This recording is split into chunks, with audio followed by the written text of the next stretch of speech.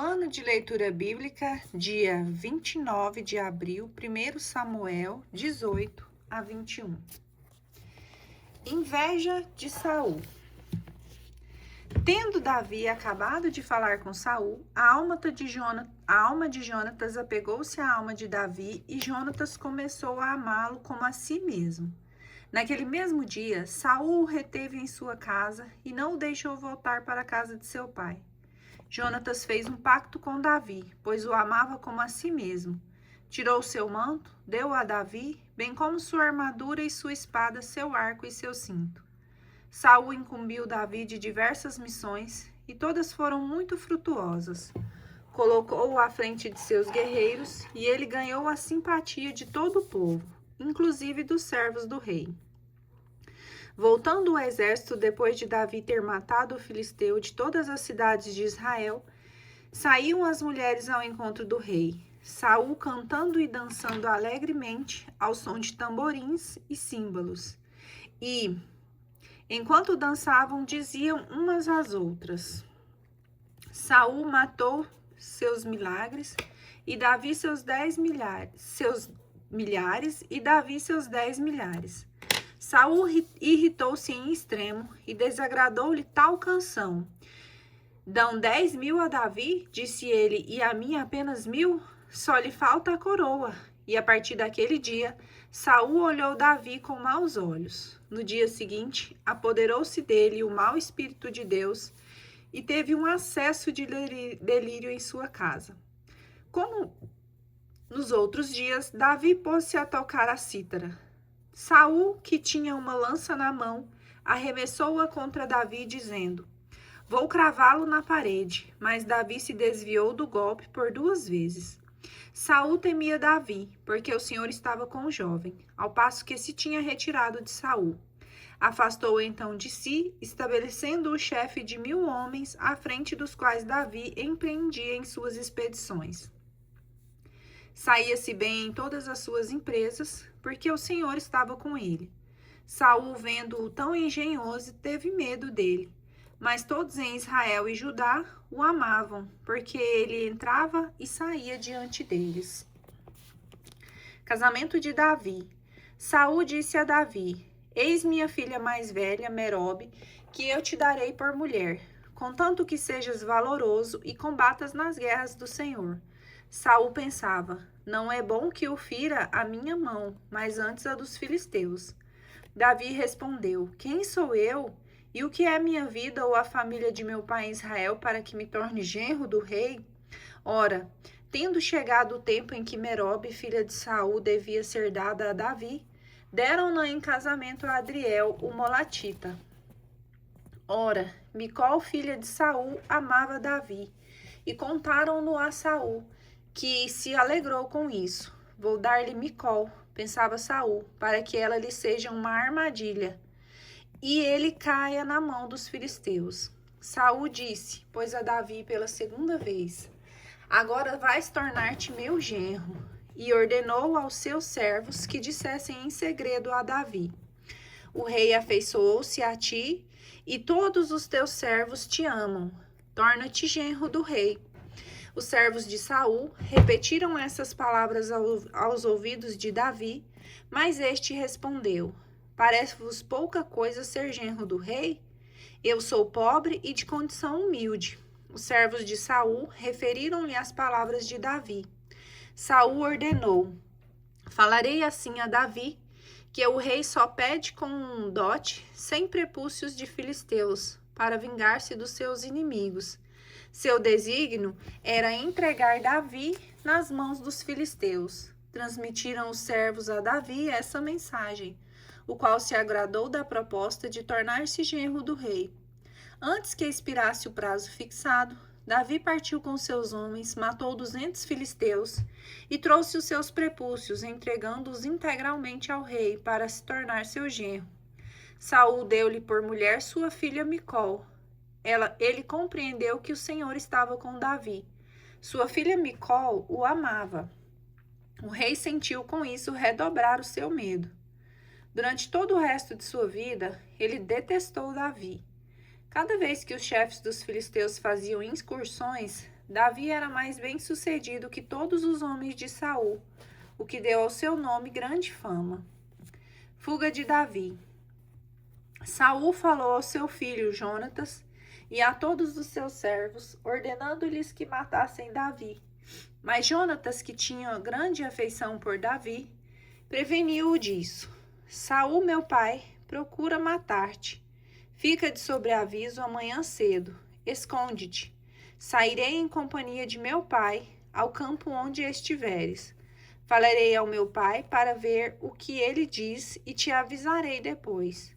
Jonatas falou bem de Davi ao seu pai e ajuntou: que o rei não faça mal algum ao seu servo Davi, pois que ele nunca te fez mal algum.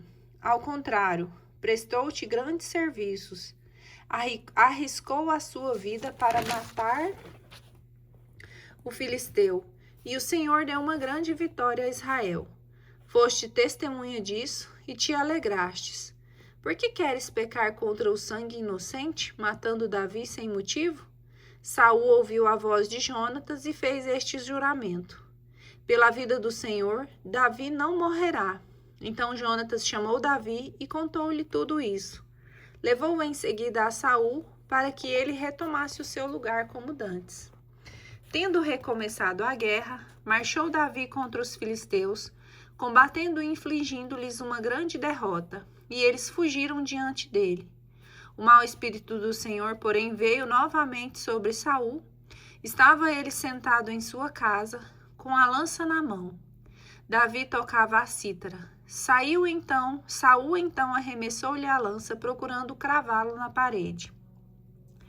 Davi desviou-se e a lança foi cravar-se na parede. Davi esquivou-se e fugiu naquela mesma noite. Micol salva Davi. Ora, mandou o rei emissários à casa de Davi para terem-no seguro e assassiná-lo pela manhã. Mas Micol, mulher de Davi, disse-lhe: se não fugires esta noite, amanhã serás um homem morto. Fê-lo, pois, descer pela janela, e ele fugiu são e salvo. Micol tomou a estátua de um ídolo e a pôs na cama. Colocou-lhe em redor da cabeça uma cobertura de pele de cabra e cobriu tudo com um manto. Quando chegaram os enviados de Saul para prender Davi, ela lhes disse: ele está doente. Saul mandou-os de novo, com a ordem de vê-lo, dizendo: trazei-mo com a sua cama e eu o matarei. Tendo chegado os mensageiros, só encontraram na cama a estátua com uma cobertura de pele de cabra no lugar da cabeça. Saul disse a Micol: por que me enganaste assim, deixando escapar o meu inimigo? Micol respondeu: porque ele me disse: deixa-me partir, senão te mato. Davi em casa de Samuel. Davi fugiu, pois, e foi ocultar-se junto de Samuel em Ramá, e contou-lhe tudo o que Saul lhe fizera, e foram ambos morar em Naiote. Disseram a Saul: Davi está em Naiote, perto de Ramá. Saul mandou homens para prendê-los, mas quando viram a comunidade dos profetas em delírio, tendo Samuel à sua frente, o Espírito de Deus veio sobre os enviados de Saul, que começaram também eles a profetizar. Contaram-no a Saul, que enviou outros mensageiros, mas também estes se puseram a cantar como os primeiros. Saul mandou um terceiro grupo, os quais também profetizaram. Então ele foi pessoalmente a Ramá. Chegando à grande cisterna de soco, perguntou: onde estão Samuel e Davi? Estão em Naiote, responderam-lhe, perto de Ramá. Mas no caminho para Naiote, assaltou também o Espírito de Deus, e Saul foi tomado de transes por todo o caminho até chegar a Naiote. Despiu suas vestes, profetizando diante de Samuel, e ficou assim despido, prostrado por terra durante todo o dia e toda a noite. Daí o ditado: está Saul também entre os profetas? Aliança entre Davi e Jonatas. Partiu Davi de Naiote, perto de Ramá, e veio ter com Jonatas. Disse-lhes: que fiz eu? Qual é o crime? E que mal fiz ao teu pai para que ele queira matar-me? Não, respondeu Jonatas, tu não morrerás. Meu pai não faz coisa alguma, grande ou pequena, sem me dizer. Por que me ocultaria isso? Não é possível. Mas Davi insistiu com o juramento. Teu pai bem sabe que eu sou simpático e por isso deve ter pensado. Jonatas não o sabia para que não se entristeça demasiado. Por Deus e pela tua vida, há apenas um passo entre mim e a morte. Jonatas perguntou a Davi: Que queres que eu faça por ti? Amanhã, disse Davi, é lua nova e eu deveria jantar à mesa do rei. Deixa-me partir para me ocupar no campo até a tarde do terceiro dia. Se teu pai notar minha ausência, podes dizer-lhe que eu te pedi licença para ir até Belém, minha cidade natal, onde toda a minha família oferece um sacrifício anual.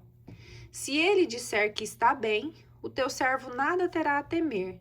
Mas se ele, ao contrário, se irritar, fica sabendo que ele decretou a minha perda. Mostra-te amigo para com teu servo, pois que fizestes um pacto comigo em nome do Senhor. Se eu tenho alguma culpa, mata-me tu mesmo. Por que fazer-me compadecer diante de teu pai? Jonatas disse-lhes: Longe de ti tal coisa. Se eu souber de fato que meu pai resolveu perder-te, juro que te avisarei. Mas quem me informará? Perguntou Davi. Se teu pai te responder duramente? Vamos ao campo, disse-lhe Jonatas, e foram ambos ao campo. Então Jonatas falou: Por Javé, Deus de Israel, amanhã ou depois de amanhã sondarei meu pai. Se tudo for favorável a ti, e eu não te avisar, então o Senhor me trate com todo o seu rigor. E se meu pai te quiser fazer mal, te avisarei da mesma forma, e te deixarei então partir, e poderás estar tranquilo. Que o Senhor esteja contigo, como esteve com meu pai. Mais tarde, se eu estiver ainda vivo, me conservarás tua amizade, em nome do Senhor. Mas se eu morrer, não retires jamais tua benevolência de minha casa, nem mesmo quando o Senhor exterminar a face da terra todos os inimigos de Davi. Foi assim que Jonatas fez aliança com a casa de Davi, e o Senhor vingou-se dos inimigos de Davi. Jonatas conjurou ainda uma vez a Davi em nome da amizade que ele consagrava, pois o amava de toda a sua alma. Amanhã, continuou Jonatas, é lua nova e notarão tua ausência. Descerás, pois, sem falta, depois de amanhã, ao lugar onde te escondestes no dia do ajuste. E ficarás junto à pedra de Ezel. Atirarei 3 flechas para o lado da pedra, como se visse a um alvo. Depois mandarei meu servo buscar as flechas. Se eu lhe gritar, olha, está atrás de ti, apanha-as, então poderás vir, porque tudo te é favorável e não há mal algum a temer, por Deus. Se, porém, eu disser ao rapaz, olha, as flechas estão diante de ti, um pouco mais longe, então foge, porque essa é a vontade de Deus. Quanto à palavra que nós demos um ao outro, o Senhor seja testemunha entre nós para sempre. Davi escondeu-se no campo, no dia da lua nova. O rei pôs-se à mesa para comer, sentando-se como de costume numa cadeira junto à parede. Jonatas levantou-se para que Abner pudesse sentar-se ao lado de Saul, e o lugar de Davi ficou desocupado. Naquele dia Saul não disse nada. Algo aconteceu-lhe, pensou ele, provavelmente não esteja puro. Deve ter contraído alguma impureza. No dia seguinte, segundo dia da lua, o lugar de Davi continuava vazio. Saul disse ao seu filho Jonatas: Por que o filho de Jessé não veio comer, nem ontem nem hoje? Davi pediu-me com instâncias, respondeu Jonatas, para ir a Belém. Disse-me: Deixa-me ir, rogo-te, porque temos na cidade um sacrifício de família, ao qual meu irmão me convidou. Se me queres dar um prazer, permite que eu vá rever meus irmãos. Por isso não veio à mesa do rei.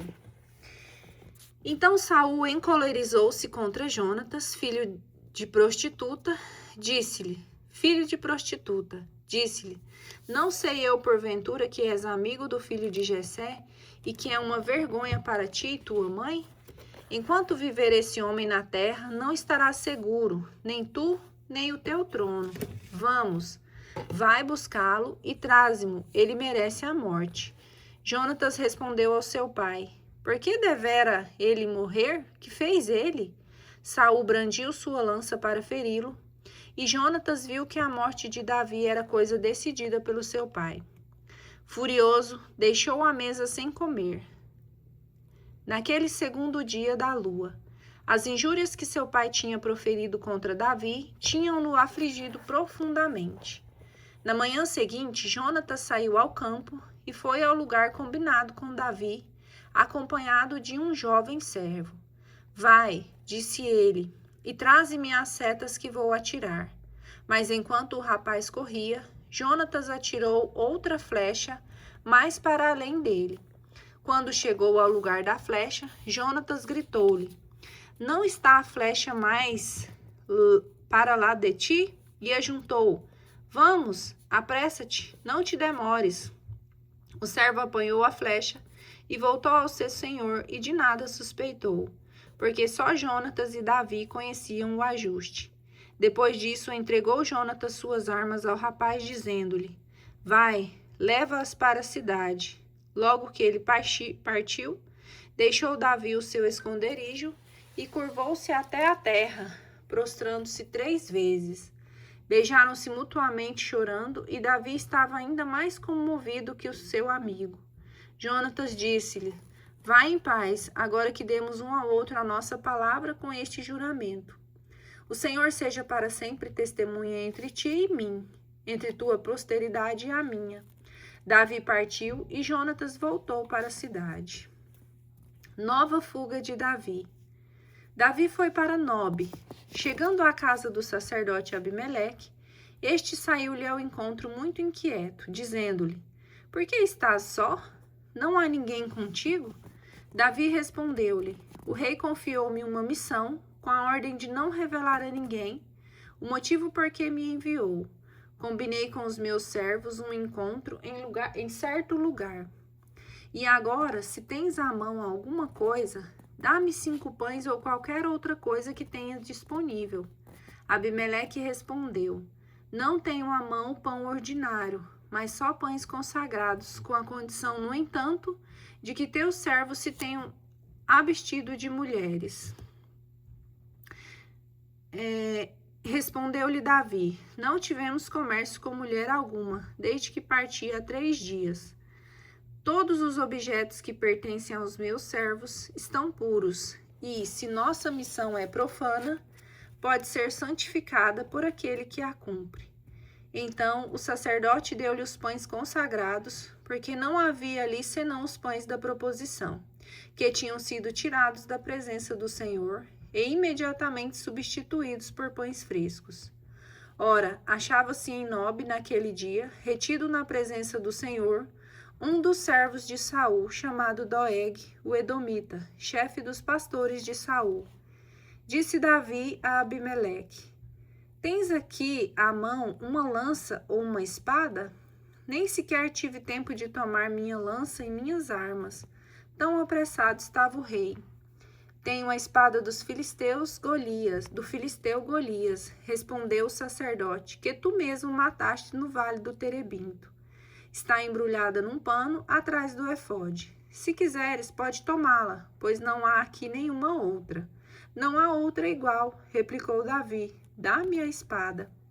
Levantou-se Davi e prosseguiu sua fuga diante de Saul, indo para junto de Aques, rei de Gate.